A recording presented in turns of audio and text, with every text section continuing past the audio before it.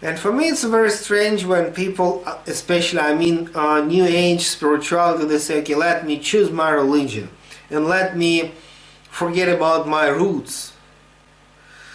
And even in the United States, quite many people, they like this kind of game. But the most clever and the wise people, even in the United States, they know that never forget your spiritual roots, because it's not really nice. So better to be careful about all that. Because, so how to manage that? Yeah, I'm a strong believer in democracy and human rights, and especially when we speak about human rights connected with the intellectual and the spiritual freedom. Because if we have human rights in a way like, okay, freedom for traveling, freedom for business, freedom for like political choices, for me it's a secondary. It's not, that's important, but the source of all human rights is actually spiritual and intellectual freedom.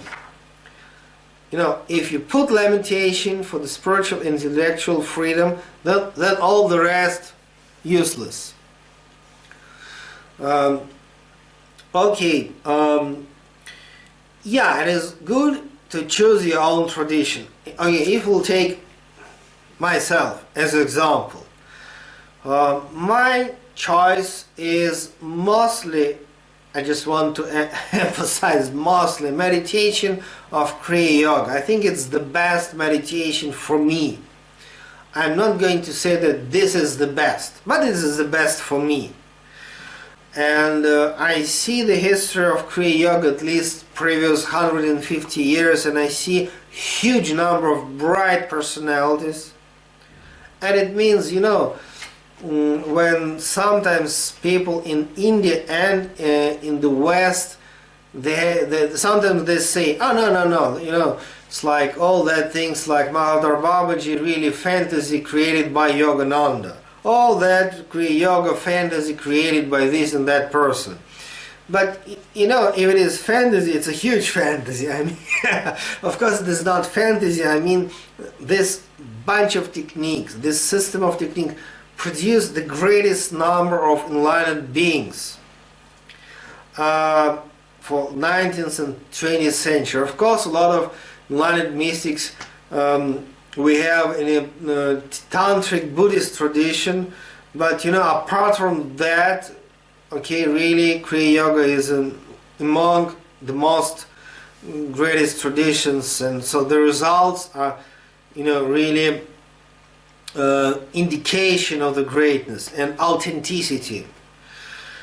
Okay, that's my choice, Kriya Yoga meditation. I like Bija mantras, but at the same time I was born in a Christian tradition, and in Russia actually we have, really speaking, two kinds of tradition. One of them the Orthodox Christian tradition, and another one is a so-called pre-Christian Vedic Slavic tradition, and that is quite powerful right now in Russia, Ukraine and in Belarus, and I'm very happy about it.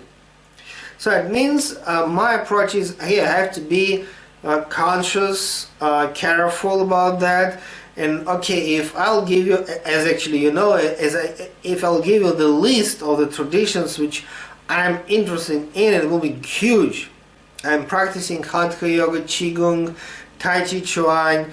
I'm interested in Christianity. I'm interested in the Western esoteric tradition, like Freemasonry, like Christianity, like a little bit Kabbalah, a little bit this, a little bit, of course, Buddhism, Vedanta. But at the same time, okay, my main meditation is Kriya Yoga. But I have to be careful, that's my feeling, about my spiritual roots. Actually, when we say about like genetic programs, let me repeat this, that sound too much biological and physical. That's the reason why it's better to say spiritual roots, like tradition of the ancestors. So that's better description of the point, yeah?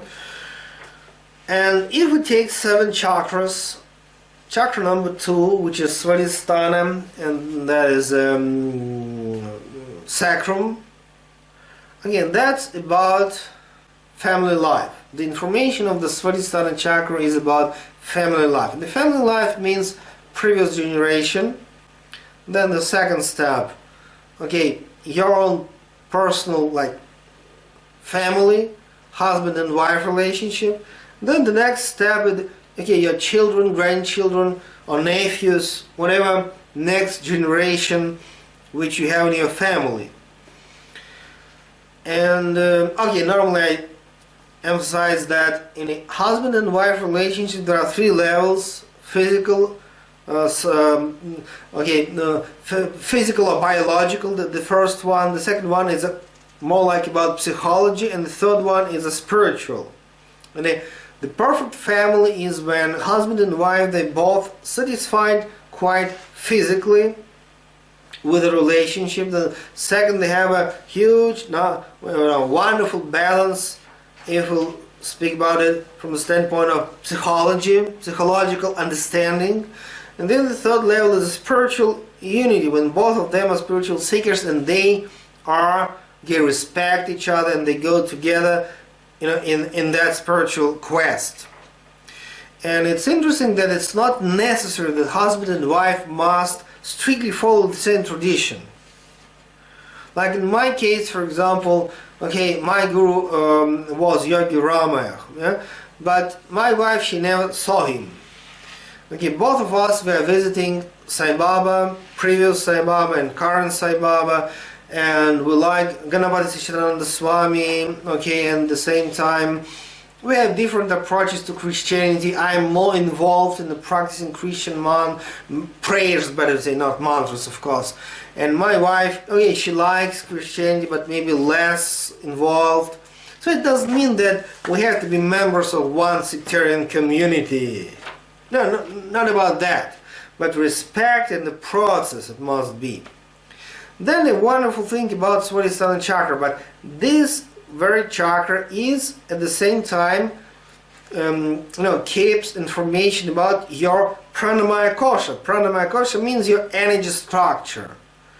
Are you powerful enough from this? In a sense of vigor, power, vitality, or not?